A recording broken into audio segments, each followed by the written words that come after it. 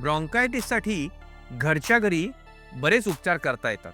गरम पाण्याचा वाफारा घेणं खोकला कमी करण्यासाठी फार उपयुक्त असतं. कोमट पाण्यात मीठ टाकून गुळण्या करण्याने घशातली सूज कमी होऊ शकते. भरपूर पाणी प्यायलं तर आपला कफ डायल्यूट होऊन तो सहज बाहेर येऊ शकतो. त्याच्यासोबत ताज्या आणि हलक्या आहाराचा जर आपण स्वीकार केला तर ब्रॉन्कायटिस कमी होण्यास मदत होते. याशिवाय मास्क वापरल्याने आपल्या श्वासनलिकेचा सायनसेसचं इन्फ्लमेशन कमी होऊ शकतं आणि ब्रॉन्कायटिस आटोक्यात येऊ शकतो. जर या घरगुती उपायांनी ब्रॉन्कायटिस कमी होत नसेल तर खूप चांगले औषधोपचार आता उपलब्ध आहेत. नेमकं ब्रॉन्कायटिसचं कारण समजून त्याला आयदर कान नाक घशाच्या डॉक्टरांकडून किंवा पल्मोनॉलॉजिस्टकडून योग्य उपचार होऊ शकतात.